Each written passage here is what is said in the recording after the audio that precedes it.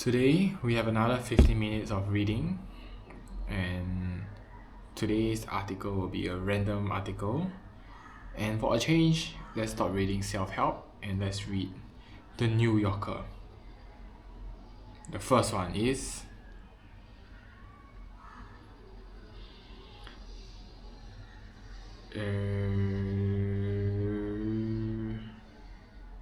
The baby's kept in a mysterious Los Angeles mansion. Right now, started a timer and let's go. The baby's kept in a mysterious Los Angeles mansion. A wealthy couple obtained dozens of children through surrogates. Do they want a family or something else? The surrogates. In the delicate jargon of the fertility industry, a woman who carries a child for someone else is said to be going on a journey.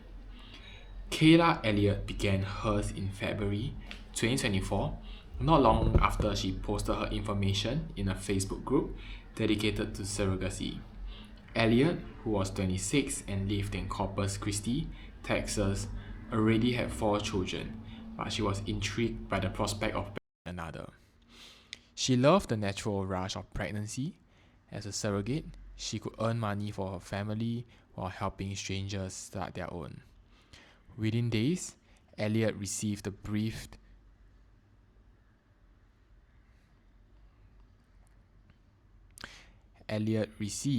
message from a coordinator at Mark Surrogacy, an agency in Los Angeles who wanted to know if she was interested in working with a Chinese couple. When Elliott asked for more details, she was sent a dating style profile. It featured a photo of a paunchy 64-year-old Guo Junxuan with his arms draped around a woman identified as his wife, Sylvia, who was 36 and had short cropped black hair. They lived in Arcadia, an affluent city in LA County, and shared a daughter who they said longed for a sibling. Our surrogate would be like our extended family, the parents wrote. We would want to be as close as the surrogate prefers, with as much interaction throughout this journey as possible. Elliott was delighted. To qualify for the job, Elliott underwent a series of medical screenings, including a psychological evaluation, in which she described herself as outspoken, compassionate, bubbly, loving, giving, and flamboyant. After losing about 15 pounds to meet the weight requirement, she began her standard protocols: birth control to stabilize her menstrual cycle, followed by a round of hormonal injections to thicken her uterine lining. The goal was to give the family's embryo, Guojin sperm, and an anonymous donor's egg, the best odds of sticking during the transfer, which was scheduled for July at Western Fertility Institute, a clinic in Los Angeles. As the date of the appointment drew near, Elliott told the agency she was disappointed that the couple hasn't been in touch. In other support groups, she had read about surrogates getting to know the so-called intended parents, or IP, over coffee dates or on Zoom. But whenever she expressed an interest in talking to Sylvia and Guojun, the coordinator at Mark Surrogacy had told her they were too busy. If the language barrier is the problem, there's an app that a lot of international surrogates and IPs use, Elliott messaged the agency. It's just that work and busy schedules are very hard to juggling with, the coordinator replied, apparently busy herself. Elliott was relieved when Guojin showed up for the embryo transfer. He was accompanied by 2 Mark Surrogacy employees. Sylvia, they explained, had a stomach bug. In the clinic's waiting room, Guojin presented Elliott with a red envelope of cash, a bouquet of pink roses, and a glittering jade bracelet. He was small, but I could tell that he was a well-respected person from how he carried himself, Elliott told me. As Guojin fastened the bracelet onto Elliott's wrist, one of the employees, acting as a translator, said that it represented an invitation to join his family. I'm so excited, Elliott wrote to Mark Surrogacy a few weeks later when her OB-GYN in Texas confirmed the fetal heartbeat. Please tell IP I want to know their response. She didn't hear much, which struck her as strange. Still, she continued to update the agency on her gestational milestones. She also enthusiastically chronicled them on TikTok, where her followers, mostly family and friends, seemed far more interested than Sylvia and Guo Jun did in the baby development. Now that she was pregnant, Elliot started to receive installments of a $45,000 base compensation, plus an additional $300 monthly allowance for prenatal expenses, gas, compression socks, doula services. The fee was around the average for such arrangements, and far more than Elliot made in her occasional work as a housekeeper. Her boyfriend, Blake Murray, a pest control technician, brought in most of their income. They shared a house with Murray's dad and Elliot's kid. With their extra money, they planned to rent a place of their own by the bay. At 17 weeks, Elliot was scrolling through her Facebook feed when she saw a post discussing Mark's surrogacy. Its author was a woman who was caring for someone named Sylvia. Most surrogacy contracts forbid disclosing the identity of the parties involved, but when Elliot sent the author a private message, she confirmed that they were working with the same family. The other surrogate, who lived in Pennsylvania, also shared something else that she heard about the couple. They already had 13 children. When Elliot expressed her confusion to Mark's surrogacy, a coordinator told her that the parents simply wanted a large family. To achieve this, they were currently working with a few GCs, gestational carriers, as surrogates are sometimes known, on sibling journeys. The coordinator added, "They definitely don't have 1,000,000 kids. Lol." Despite this reassurance, Elliot grew anxious. An episode of high blood pressure sent her to the hospital, and she suffered from debilitating headaches that made it already difficult for her to stand. "I think it's already too late for us since we are already pregnant," the Pennsylvania surrogate messaged her. "We just have to deal with it and suck it up."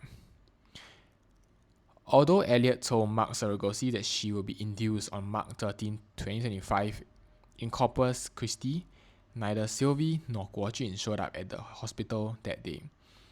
At 7:48, Elliot gave birth to a healthy baby girl. Murray cried as he cut the umbilical cord. For an hour, Elliot was allowed to hold the newborn to her chest. By the time Sylvia arrived, alone, it was after midnight.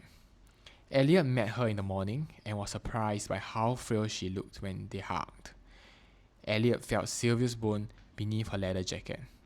Sylvia barely glanced at her newborn daughter as she placed $2,000 in cash on Elliot's lap and doled out $100 bills to Murray, Elliot's mom, and two of Elliot's kids. Later that day, Sylvia said that she had forgotten a car seat, so Murray went out to get one. After Elliot and Murray gave her a ride to the airport, Sylvia handed them another $500 and left the car seat behind. Sylvia became somewhat more responsive in the following weeks. When Elliot asked about the baby's name, Sylvia said that it was Hayes, and when Elliot asked for a picture, Sylvia sent her a video of the infant, bright-eyed and wiggling in a onesie pattern with hearts. Sylvia mailed gifts for Elliot's children. More than once, she floated the possibility of Elliot carrying another child for her. For a while, Elliot considered the idea. Then in May, she decided against it.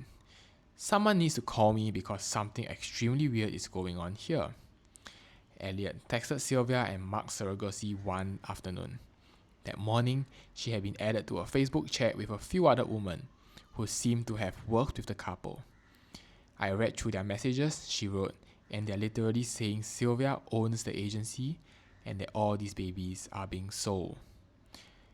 Commercial surrogacy is banned or highly restricted in many countries, including India, China, and most of Western Europe.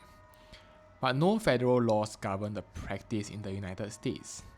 Anyone can start a surrogacy agency, unlike opening a hair salon, a daycare. No qualifications are needed for the intimate, unpredictable work of bringing strangers together to create a new life. Only one state, New York, even requires a specialized license. Using an agency, in fact, is entirely optional. You can hire a surrogate or several at times and negotiate the arrangements largely on your own. In the past decade, a surge of wealthy foreigners, lured by this permissive atmosphere and by blue chip medical care, have enlisted American women as surrogates. The majority of these clinics use California, one of the strongholds of the $42 billion global fertility industry. A recent study of US surrogacies found that between 2014 and 2020, nearly a third of all parents were international.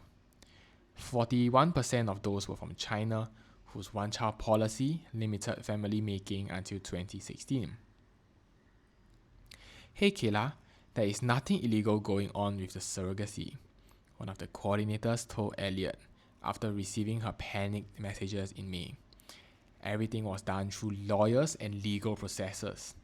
The coordinator warned her that anyone spreading horrible lies about the intended parents would be sued. For several days, Elliot texted and called Sylvia repeatedly. When Sylvia finally called her back, she explained that she and Guojun had recently spent 4 days in jail. She didn't say why, though she insisted that neither of them were selling their children. We spent a lot of money, she told Elliot. We want to be the family here. I believe you, Elliot said. Still, she recorded the call, not least because Sylvia had revealed that Hayes were now in the custody of the state. Child welfare cases are confidential, but given that Elliot knew Hayes' full name and birth date, and that she had recently given birth to her, she was able to get through to a caseworker at the Los Angeles County Department of Children and Family Services. The caseworker said that one of Sylvia and Guojun's infant son had recently been hospitalized with head injuries. The baby had 20 siblings, the majority under 3 years old. All of them, including Hayes, had been taken into foster care. As for the rumors about child trafficking, the FBI was looking into them. When Elliot got off the phone, she was in tears. I thought I was having a baby that was being sent to a loving family, she texted Sylvia, not to a situation like this. Then she posted what she had learned to TikTok, where the video went viral. Some people accused her of making the story up. The more than 20 children, the injured baby, the FBI, it all seemed unbelievable, like a fever dream of surrogacy gone awry. But as Elliot's video made the rounds in the close-knit world of fertility influencers, she also started to hear from other marked surrogates, whose stories matched her own.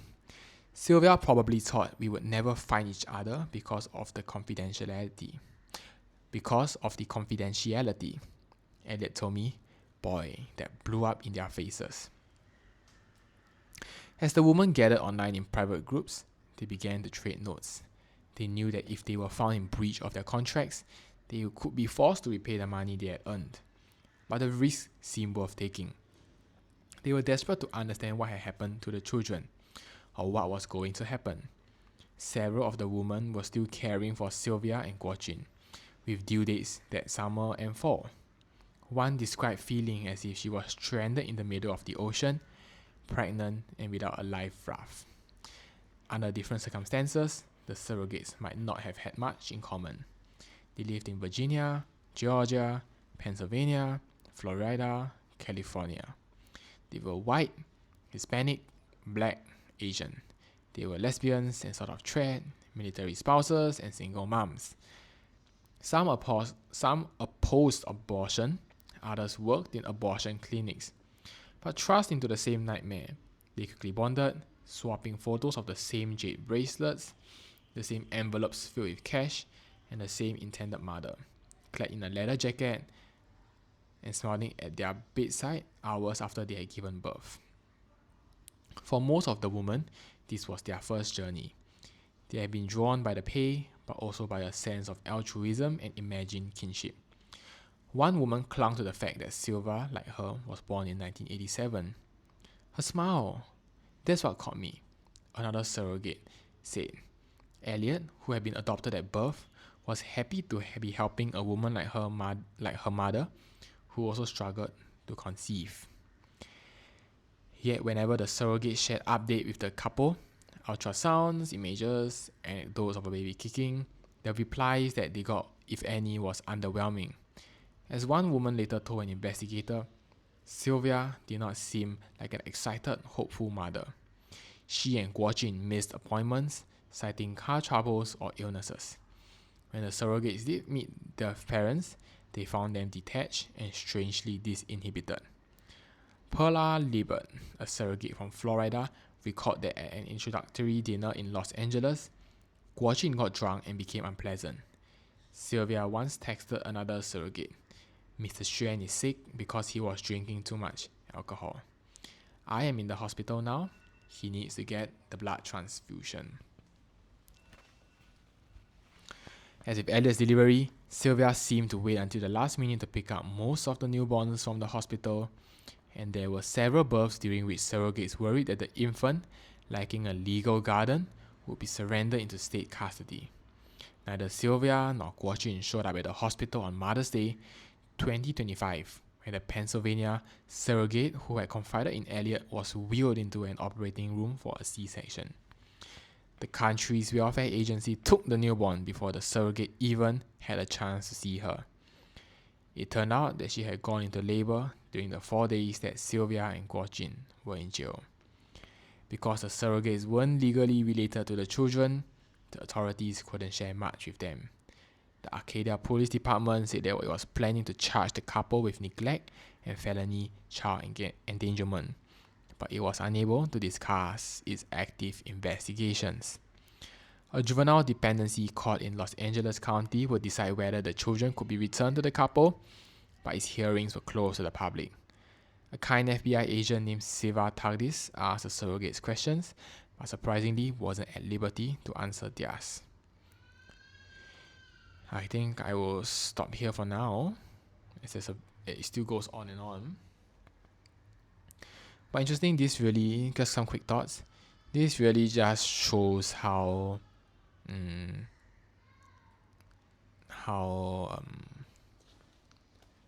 would say this very interesting insight, but it's a bit boring just label it as an interesting insight. Why is it interesting? Because I never knew that infant surrogacy was a thing and it could be a business. Probably people make money off it, but I didn't know that there was an actual industry for it. Secondly, I didn't know that it was so unregulated in the United States. Considering that the United States was a relatively advanced country, I thought that it should be more regulated. And there actually existed this loophole in the United States for child trafficking. So it was interesting. And then there comes the dilemma. If the legal caregivers who pay the money for the children are not wanting to use or to raise the children up for themselves, how do we monitor such a situation, and how do we help these children out if we were one of the surrogates?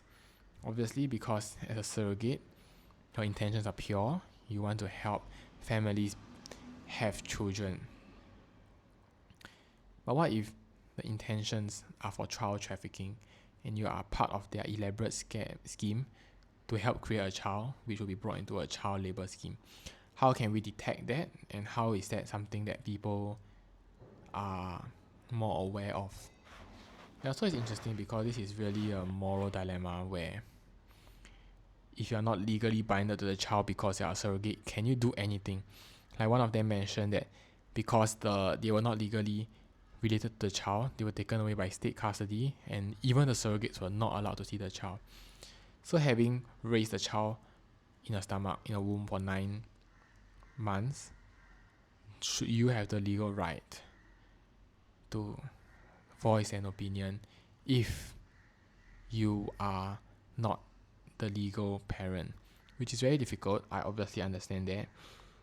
But knowing and having a heart, how can someone like the surrogates gather to help and to ensure that the child that they have raised is not in the wrong hands?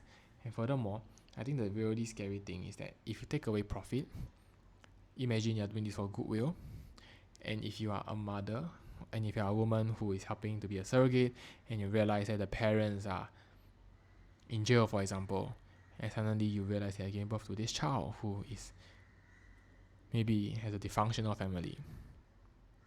What would you do?